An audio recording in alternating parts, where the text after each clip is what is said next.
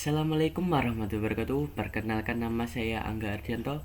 Saya dari Universitas Muria Kudus, Fakultas Teknik Prodi Sistem Informasi. Nah, di sini saya akan menjelaskan sebuah tugas saya, yaitu tugas sebuah mata kuliah perancangan sistem berorientasi objek.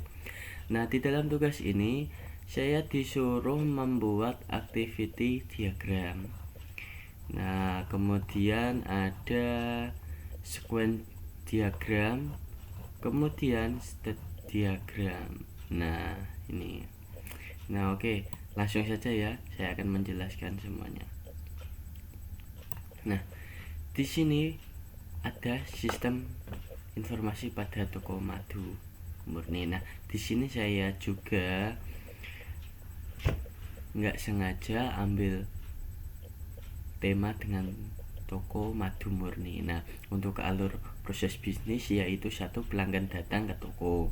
Kedua, pelanggan melakukan pemesanan madu pada kasir. Kemudian kasir melakukan pengecekan pemesanan dan kasir mencatat pesanan yang telah dipesan dan total pembayarannya.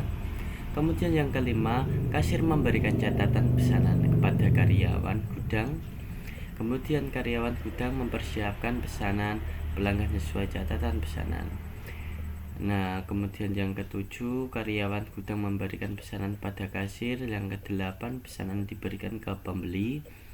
Kesembilan, pembeli melakukan pembayaran sesuai subtotal dari pesanan. Kemudian kasir membuat nota untuk pembeli dan buat toko.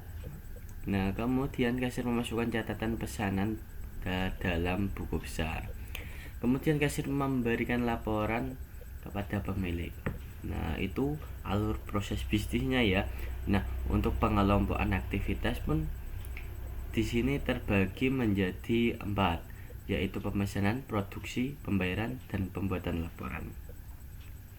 Oke, yang pertama proses pemesanan. Nah, satu yaitu pelanggan datang ke toko. Nah, di sini pelanggan tuh harus datang ke toko jika ingin menjalankan sebuah sebuah proses bisnis. Nah, untuk yang kedua, pelanggan melakukan pemesanan madu pada kasir. Nah, setelah datang pada ke toko, kemudian pelanggan melakukan pemesanan. Kemudian yang ketiga, kasir melakukan pengecekan pesanan. Nah, jadi di sini kasir mengecek yang dipesan pelanggan apakah ada atau tidak. Nah, kemudian jika ada 4, kasir mencatat pesanan yang telah dipesan dan total pembayarannya. Kemudian yang kedua, proses produksi, yaitu ada kasir memberikan catatan pesanan kepada karyawan gudang. Nah, di sini setelah tadi mencatat pesanan pelanggan, kemudian pesanan ini diberikan kepada karyawan gudang oleh kasir. Kemudian 6, karyawan gudang mempersiapkan pesanan pelanggan sesuai catatan dan pesanan.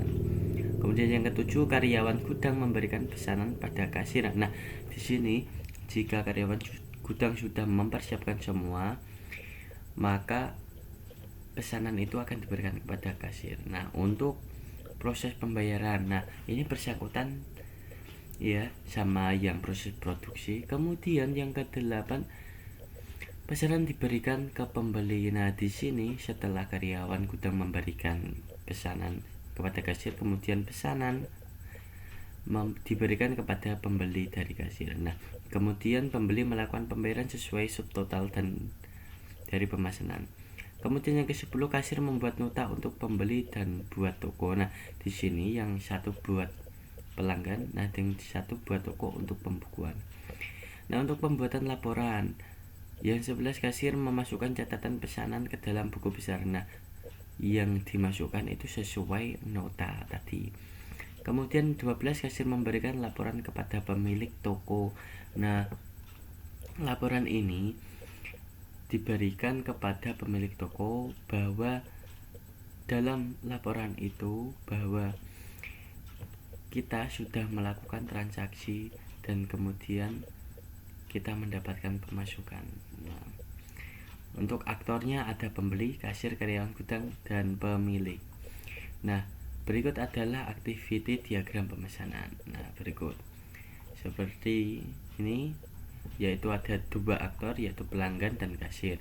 Di di mana pelanggan memesan madu, kemudian kasir mengecek barang yang dipesan apakah ada. Jika ada, maka kasirlah mencatat, dan jika tidak ada, pelanggan harus memesan madu lain gitu.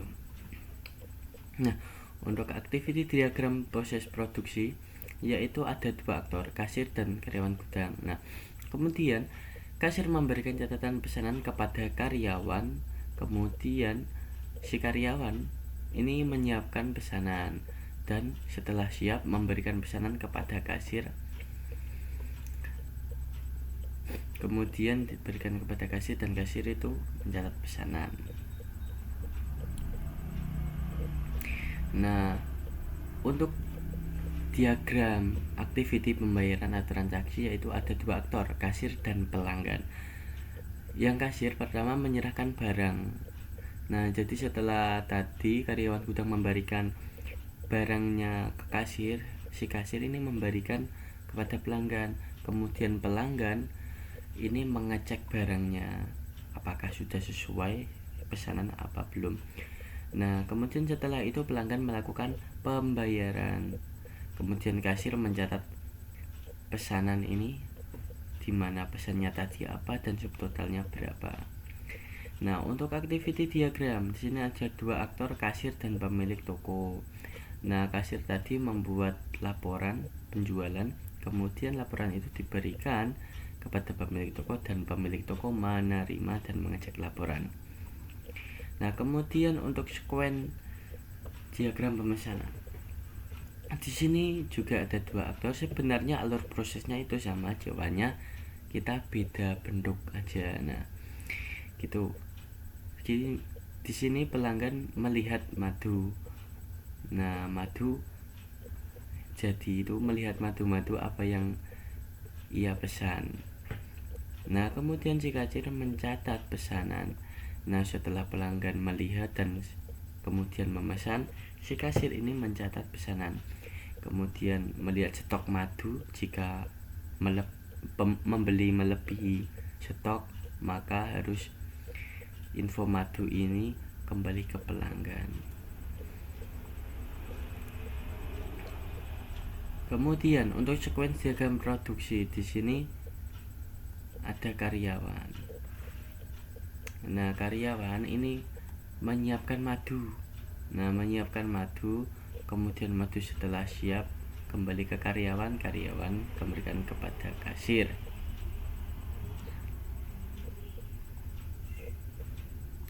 Nah, ini sebenarnya proses transaksi. Karena ini typo, belum saya rubah. Ya udah saya jelaskan dan saya berikan penjelasan di sini. Di sini sebenarnya sequence diagram transaksi. Nah, di sini ada dua aktor yaitu pelanggan dan kasir. Si pelanggan ini menerima nota pembayaran tadi. Nah, si kasir ini memberikan madu atau madu. Kemudian si kasir ini cek total pembelian.